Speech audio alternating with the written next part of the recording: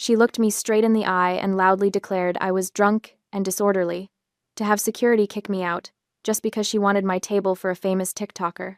She had no idea that I was the only person in Seattle with the authority to sign the $2 million check to save this failing restaurant from bankruptcy. But I'm getting ahead of myself. The story truly begins about an hour before that incident, 7 o'clock on a Thursday evening. I was standing outside the Aurelian Room, watching the soft glow of Edison bulbs illuminate the restaurant's etched glass doors. The autumn air carried the scent of rain-soaked concrete and expensive cologne from the couple walking past me. Today, I wasn't Dorothy Campbell, Senior Acquisition Director at Halcyon Capital Group. I was a mysterious guest. I was here to execute the final mystery shopper step of our due diligence process. Playing the role of a diner in Seattle tech casual style, I wore dark, raw denim jeans worth $200 and a custom-tailored blazer in cream. My hair was pulled back in a casual ponytail, and I'd swapped my usual heels for leather ankle boots. In this city, that was exactly how tech millionaires dressed: understated wealth, nothing flashy. The kind of person who could afford to drop $500 on dinner without blinking. My objective was crystal clear: conduct a direct evaluation of this fine dining restaurant's operations, service quality, and management competence. The Aurelian Room was on the market for $2 million because it was hemorrhaging cash, 2 months behind on staff salaries, outstanding vendor debts piling up. The owners, Mr. and Mrs. Peterson, were desperate to sell and retire to Arizona before the whole thing collapsed. In the due diligence file sent to Halcyon, the general manager was listed simply as M. Fields. I'd reviewed the financials, the lease agreements, the inspection reports. Everything looked salvageable with proper management. The location was prime, right in the heart of downtown Seattle's restaurant district. The brand had prestige. The bones were good. It just needed an injection of capital and competent leadership. I pushed open the door, and the warmth of the restaurant enveloped me.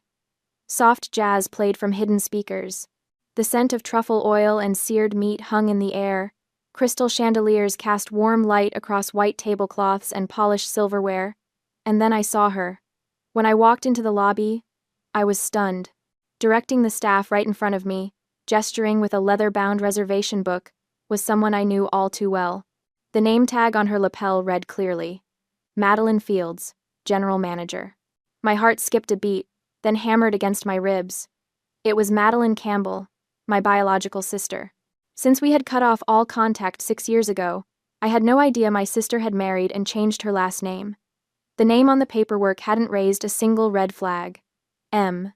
Fields could have been anyone: Marcus, Michelle, Martin. Never in 1,000 scenarios had I imagined it would be her. To understand why this moment was so earth-shattering, I have to take you back 6 years. Back then, Madeline was 28 and wanted to open a small fashion boutique. She'd always had expensive taste, designer handbags, luxury skincare, trips to Paris for inspiration. But she'd never had the work ethic or business sense to actually fund that lifestyle herself. So she came to me with tears in her eyes and dreams in her voice, painting pictures of a chic little shop in Capitol Hill where she'd sell curated vintage pieces and emerging designer collections. At her pleading, and under relentless pressure from our parents who had always treated her like fragile crystal that needed protecting, I withdrew my entire savings, at the time $50,000, to give to her. It was everything I'd scraped together working 60-hour weeks at my first investment job. I made one condition: she had to provide me with a business plan. Something that showed she'd done the research, understood the market, had a strategy, Madeline promised. She swore on our grandmother's memory that she would make me proud, that this was her chance to finally prove herself. But Madeline took the money and blew it all on a 3-week luxury trip to the Amalfi Coast with her boyfriend and personal shopping sprees in Milan and Paris. When I saw the photos on her social media, champagne on a yacht, designer shopping bags piled high, 5-star hotels, my stomach turned. She'd been lying to me the whole time, claiming the withdrawals were market research costs and vendor deposits. When I found out the truth and demanded an explanation, Madeline made a huge scene. She showed up at our parents' house crying hysterically, telling them that I was stingy, controlling, and didn't care about my suffering sister. She claimed I'd given her the money as a gift and was now cruelly demanding it back, because I was jealous of her happiness. She said I couldn't stand to see her succeed or be loved. My parents, who had always favored Madeline, their beautiful, charming youngest daughter who could do no wrong, scolded me for being selfish. They said I was tearing the family apart over money. They told me I was the older sister, I should be more understanding, more generous, more forgiving. In that moment, standing in my childhood living room, while my mother looked at me with disappointment, and my father shook his head in disgust, I realized I was just an ATM in my family's eyes. A resource to be exploited, a convenient source of funding with no expectation of respect, accountability, or even basic honesty in return. I declared the $50,000 a loss, called it a breakup fee for ending my relationship with all of them, and I cut off contact to protect myself from being used again. Best decision I ever made. Within 2 years, I'd been promoted twice. Within 4 years, I'd made senior acquisition director. I'd rebuilt my savings, invested wisely, and created a life where I was valued for my competence, not my wallet. Back in the present, I stood frozen in the restaurant lobby, looking at my sister in her manager's suit. Charcoal gray, well-fitted, probably expensive. She looked older, harder. Her hair was cut in a sleek bob, and she wore the kind of makeup that took 30 minutes to apply but was supposed to look effortless. Madeline's face showed a flicker of surprise when she recognized me. Her eyes widened for just a second before her expression shifted into something cold and dismissive. She sneered, her gaze scanning me from head to toe, lingering on my jeans with obvious disdain. In her eyes, regardless of my style, I was still the failed, stingy older sister who could never be successful or wealthy. The boring one, the one who chose spreadsheets over socializing. The one who would never understand what it meant to truly live. She had no idea that I was here representing a firm with $300 million in assets under management. Instead of greeting me, she signaled sharply for another staff member to serve me, then turned on her heel and walked away without a word. Her heels clicked authoritatively against the marble floor as she disappeared toward the kitchen. I suppressed my anger, my hands clenching briefly at my sides before I forced them to relax. I took a slow breath through my nose, centering myself. I reminded myself, today, I have a job to do. Stay professional, stay focused. This changes nothing about the evaluation. But I'd be lying if I said my heart wasn't racing. In stark contrast to Madeline's attitude, a waitress named Daisy approached me with genuine warmth and professionalism. She was young, maybe early 20s, with kind eyes and a nervous energy that suggested she hadn't been working here very long. Good evening. Welcome to the Aurelian Room, Daisy said, her smile reaching her eyes. Do you have a reservation with us tonight? Yes, under Collins, I replied, giving the alias my assistant had used when booking the table a week prior. Daisy checked the reservation book, running her finger down the list. Ah yes, Miss Collins. We have you at our VIP table this evening. Right this way, please. She led me through the main dining room, past tables where couples leaned close in intimate conversation and business associates clinked wine glasses over closed deals. The VIP table was positioned in a prime location visible enough to signal status, but tucked into a corner that offered privacy and a view of the entire restaurant. As I settled into the plush velvet chair, Daisy handed me the wine list and menu with practiced grace. Can I start you with something to drink? Our sommelier particularly recommends the 2015 Bordeaux this evening. It pairs beautifully with our beef Wellington. I'll take a glass of the Bordeaux, I said, appreciating her enthusiasm. And I'd love to hear your recommendations for dinner. Daisy's face lit up. She walked me through the menu with genuine knowledge, not just reciting descriptions but offering personal insights. The duck confit is incredible. It's been on the menu since the restaurant opened 15 years ago. But if you're feeling adventurous, the chef has a special tonight that's not listed. Pan-seared scallops with a saffron beurre blanc. I tried a taste during family meal, and it was stunning. I ordered both as courses, along with a starter of roasted beet salad. As Daisy walked away to place my order, I began my real work. Sitting at the VIP table, I pulled out my phone and opened the evaluation checklist I'd prepared. To anyone watching, I looked like another diner scrolling through messages. In reality, I was documenting everything. Ambiance, excellent. Lighting warm and flattering. Music at appropriate volume. Temperature comfortable. Decor sophisticated without being pretentious. Service, variable. Daisy was outstanding, attentive without hovering, knowledgeable, personable, but I'd already witnessed problematic behavior from management. Location: prime real estate. Great foot traffic, visible from the street, easy access to parking garages and public transit. Brand: strong.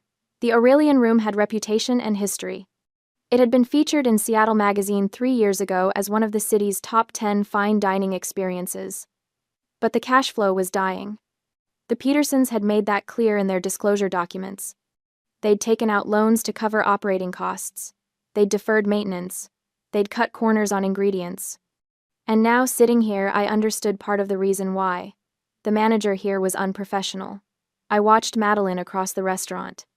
She was hovering near the entrance, checking her phone repeatedly, her body language suggesting she was waiting for someone very important. Every few minutes, she'd adjust the flower arrangement on the host stand or straighten already straight menus. She snapped at a busboy who walked past with a tray, though I couldn't hear what she said. His shoulders hunched defensively.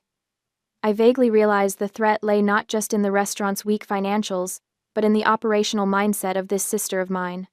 She was willing to sacrifice the experience of ordinary customers or people she personally disliked to chase after superficial recognition.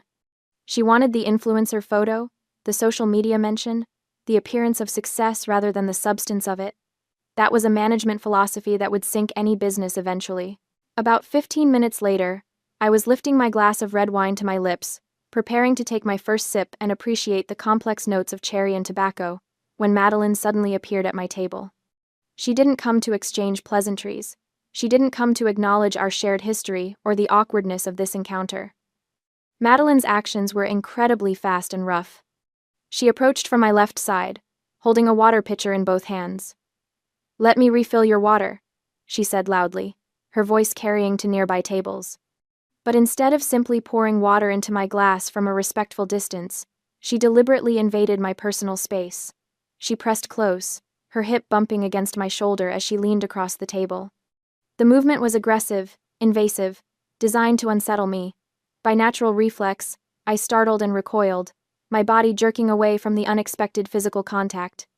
My hand, the one holding the wineglass, flew outward to brace myself. My startle caused the wineglass in my hand to wobble, and the red liquid, which I hadn't even tasted yet, spilled over the rim.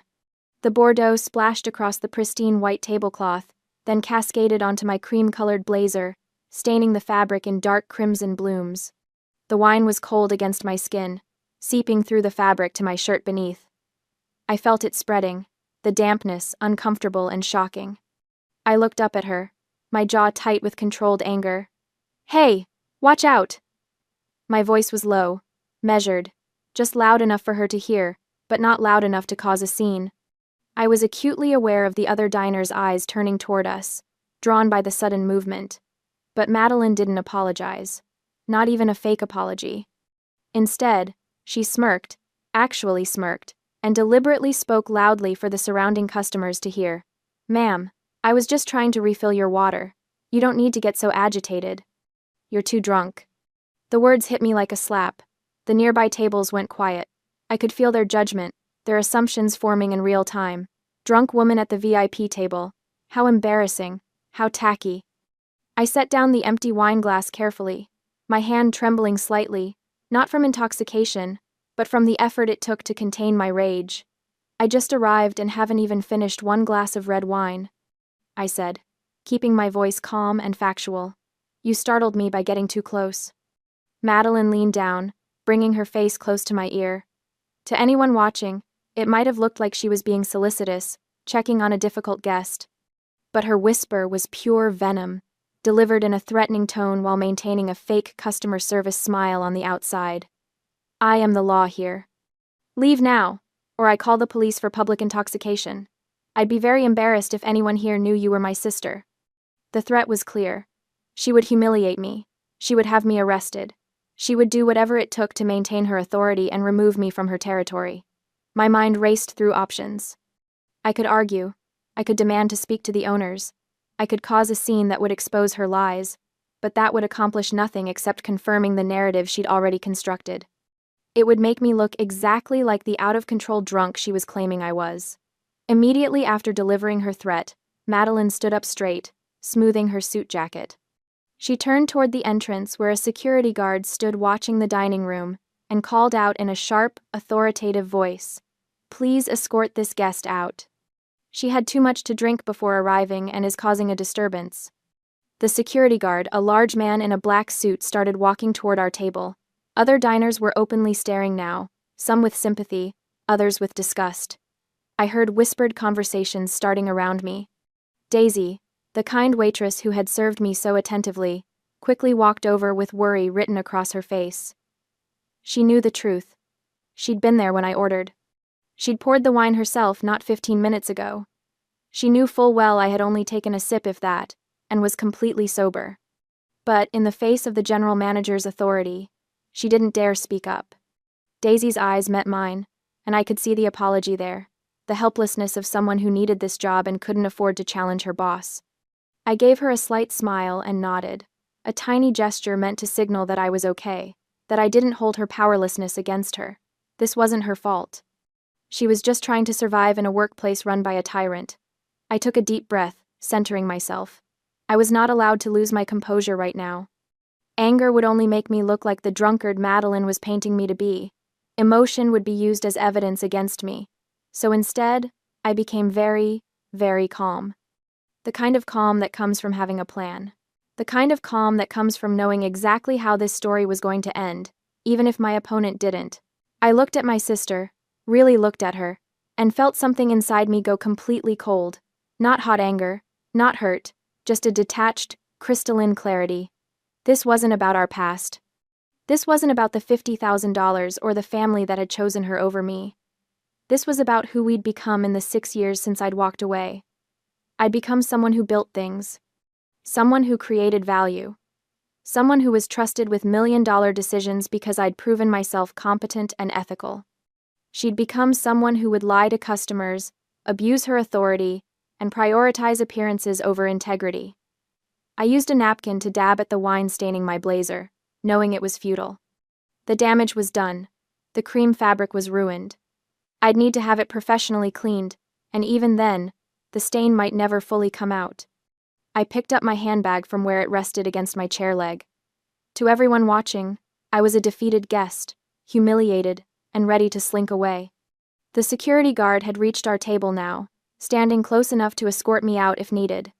Madeline stood with her arms crossed, satisfaction radiating from her posture. She thought she had won.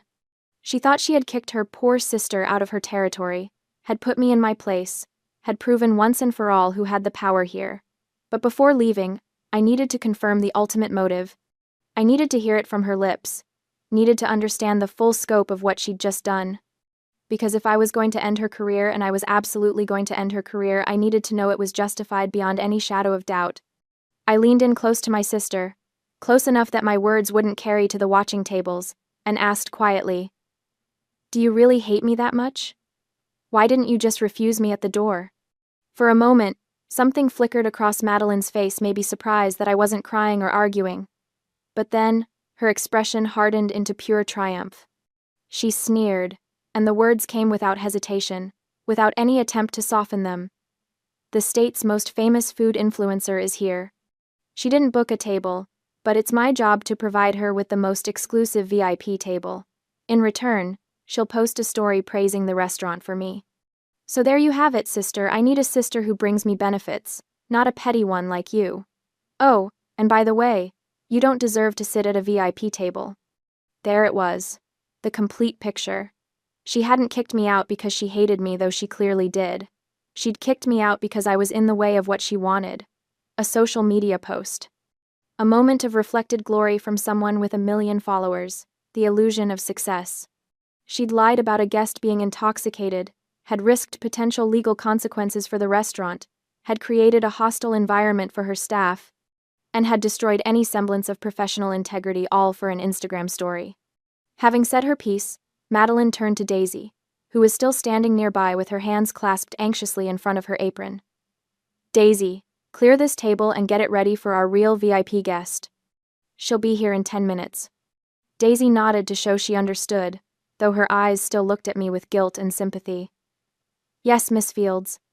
I stood, shouldering my bag. The security guard stepped aside to let me pass, though he stayed close, ready to intervene if I caused any trouble. I walked to the host stand at the entrance, where a young man was processing credit cards. "I'd like to pay for my wine," I said calmly. He looked confused. The manager said. "I ordered a glass of wine and I'd like to pay for it. Please." He processed the payment. $42 for a single glass of Bordeaux that I'd barely tasted, plus automatic gratuity. I paid with my personal card, not the Halcyon corporate card that would have raised questions, and took the receipt, folding it carefully and tucking it into my wallet. Then I walked out of the Aurelian room into the cool Seattle night. The rain had started while I was inside, typical autumn drizzle that made the streetlights reflect off the pavement in shimmering pools. I walked 2 blocks to where I'd parked my car, a modest but reliable sedan that didn't advertise wealth. I sat in the driver's seat with the engine off, the sound of rain pattering against the windshield the only noise. My hands were steady as I pulled out my laptop from the back seat and powered it on. This seemed like a humiliating defeat. Kicked out of a restaurant, clothes stained, slandered in front of a crowd of witnesses who would probably dine out on the story for weeks. The drunk woman at the VIP table. Did you see how she argued with the manager? So entitled. But Madeline didn't know, couldn't have known, because she'd never bothered to find out what I'd become, that this very triumph was the death sentence for her career. I understood that this wasn't just personal bullying. It was a massive operational risk. A general manager willing to slander a customer, to fabricate accusations of intoxication, to abuse her authority for social media clout that was someone who would eventually cause legal liability. Someone who would drive away good employees like Daisy. Someone who would tank customer satisfaction scores and destroy the restaurant's reputation. She had just handed me the most powerful weapon to end this deal on my terms. I opened a new document and began to type. Confidential Evaluation Report. Aurelian Room Acquisition. From Dorothy Campbell, Senior Acquisition Director.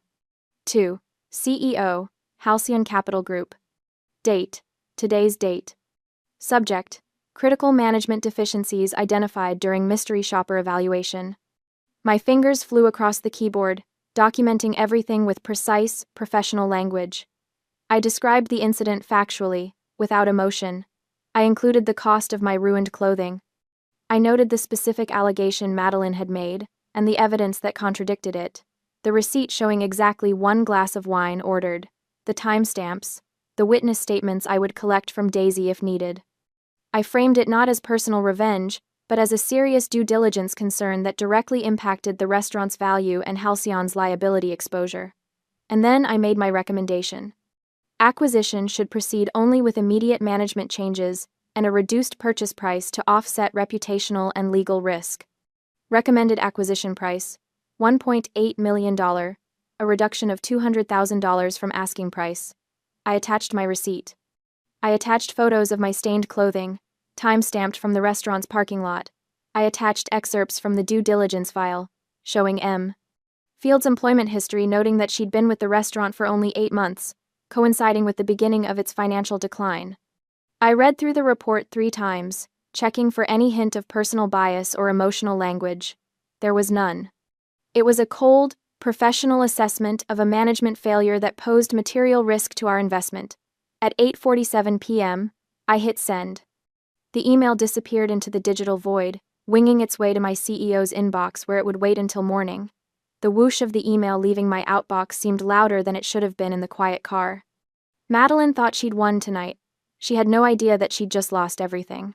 Then I opened a new message, this one private, addressed only to Christopher Hill, CEO of Halcyon Capital Group and my direct superior for the past 8 years. Christopher, I need to disclose a conflict of interest that arose during tonight's site visit. I have just discovered that M. Fields, the general manager of the Aurelian Room, is my estranged biological sister. We have not had contact in 6 years due to personal family matters. The conflict became apparent during the incident I documented in my formal report. However, I want to be absolutely clear. My professional assessment stands independent of our personal history. The operational failures I observed would warrant the same conclusion regardless of the manager's identity. Due to the personal connection, I respectfully recuse myself from the final acquisition decision. However, I stand by my assessment regarding operational risks and recommend Halcyon assign a secondary evaluator to verify my findings before proceeding. I am available to discuss this matter further at your convenience. Dorothy Campbell. I sent that one too. Then I closed my laptop and sat in the silence. The wine stain on my blazer had started to dry, leaving a darker patch that would probably never come out completely. $400 for this blazer. Ruined. I could buy 10 more without thinking about it, but that wasn't the point. A strange, uncomfortable feeling rose within me, something hollow and aching in my chest. But it wasn't because I'd been kicked out. It wasn't because she'd humiliated me in front of strangers. I was sad because my sister was still that same person. 6 years had passed, and she hadn't changed at all. Still choosing image over substance. Still prioritizing what looked good over what was right. Still hurting people without a second thought because they didn't fit into her perfectly curated world. I'd given her $50,000 once, believing she'd grow up. Believing she'd learn. Tonight proved I'd been wrong. I started my car and drove home through Seattle's empty streets, the city lights blurring past my windows. The next morning, my phone rang at 6:47 a.m. I was in my kitchen, still in my pajamas, when Chris's name flashed across the screen. Dorothy. His voice was tense. I've reviewed your report. I'm sending Marcus to complete the evaluation. But between you and me, you just saved us a nightmare. The Petersons called me 20 minutes ago. Apparently your sister was fired this morning. That fast? I kept my voice neutral. Mr. Peterson was livid. Said he'd received calls from 2 other customers who had similar experiences with her, one last month, one 2 weeks ago. Your report was the final straw. He terminated her for gross misconduct. No severance, no reference letter. I closed my eyes. Understood. Get some rest, Dorothy, you've earned it. I'll handle things from here. After we hung up, I stood at my kitchen window, looking out at Puget Sound in the distance. The water was gray-blue in the early morning light, calm and endless. Madeline was unemployed. In a city where the hospitality industry was tightly networked, where general managers talked and reputations spread fast, she'd be lucky to get a hostess position after this. I should have felt triumphant, victorious. Instead, I just felt tired. 1 month later, Seattle was transitioning into fall. The leaves on the trees lining my street had turned copper and gold, and there was a crispness in the air that made me pull my favorite cardigan tighter as I walked to my car each morning. Halcyon Capital Group had completed the acquisition of the Aurelian Room 3 days ago. The paperwork sat in a leather portfolio on my desk, stamped and signed, official and final. The final price, $1.8 million. Marcus had conducted the follow-up evaluation and confirmed everything in my report. The Petersons, desperate and with limited leverage after the management scandal became known, had accepted Halcyon's revised offer, $200,000 less than their asking price. $200,000 in savings that Christopher had specifically credited to my thorough due diligence and risk assessment. There was talk of a bonus, a promotion maybe to vice president of acquisitions. I should have been celebrating. Instead, I was sitting in my home office on a Wednesday afternoon when my phone vibrated on the desk, a text message from an unknown number. But I recognized it immediately. I'd never deleted it from my old contacts, even after 6 years of silence. Madeline. My thumb hovered over the screen. I could delete it without reading. Block the number. Move on. But I opened it. The first message appeared. You venomous snake. You knew what that report would do. Another one came through. I lost everything because of you. My job, my reputation, my career. All because you couldn't let go of the past. Then another. You're pathetic. Coming to my restaurant in your cheap jeans, playing dress-up like you're some kind of mystery shopper. You orchestrated this whole thing just to ruin my life.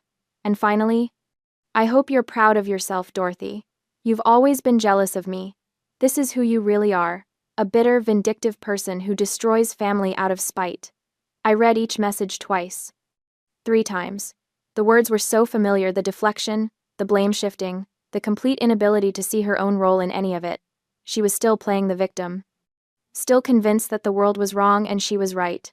You orchestrated this whole thing. I almost laughed. If I'd orchestrated it, I would have planned to run into her?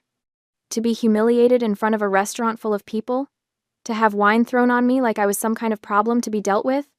No, I'd just shown up to do my job. She'd done the rest herself.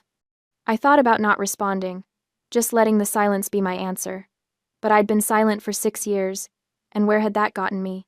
She still hadn't learned, still hadn't grown, still thought the world owed her something just for existing. I typed a response, my fingers steady on the screen. I didn't fire you. I just reported how you treated a customer wearing jeans. You fired yourself. I hit send before I could second guess it, then I turned off my phone completely. The screen went black, and with it, the last thread connecting me to the sister I used to have. I walked to my kitchen and made tea chamomile with honey, something my mother used to make when I was young. The steam rose from the cup, fragrant and soothing. I carried it to my living room and sat by the window, watching the Seattle skyline in the distance. Somewhere out there, Madeline was probably furious. Probably texting more hateful messages to my dead phone. Probably calling our mother if she still talked to her to complain about how unfair life was, how her terrible sister had sabotaged her. But that wasn't my problem anymore. For 6 years, I'd carried the weight of our broken relationship like a stone in my chest. Wondering if I'd been too harsh, cutting her off over money. Wondering if I should reach out, try to mend things, be the bigger person. Tonight proved I'd been right to walk away. Some people don't change. Some people go through their entire lives blaming everyone else for their problems, never looking in the mirror, never taking responsibility. Madeline was one of those people. She always had been. And I was done trying to save her from herself. I took a sip of my tea and thought about the hospitality industry, the world Madeline had chosen, the world I evaluated and analyzed from the outside. In hospitality, you can judge a manager's character not by how they treat VIP guests, but by how they treat the guests they don't know. The ones who show up in jeans and sneakers. The ones who order modestly. The ones who look ordinary. Because those guests are the real test. Anyone can smile and bow for a celebrity, for an influencer, for someone who can boost your social media presence. That's easy. That's self-serving. But treating every customer with respect, regardless of what they wear or how they look or what they can do for you, that takes character. That takes integrity. Madeline had failed that test spectacularly. I smiled into my teacup, feeling lighter than I had in years. My phone stayed off for the rest of the evening. Tomorrow, I'd turn it back on and block her number permanently. I'd forward her messages to my attorney, just in case documentation, nothing more.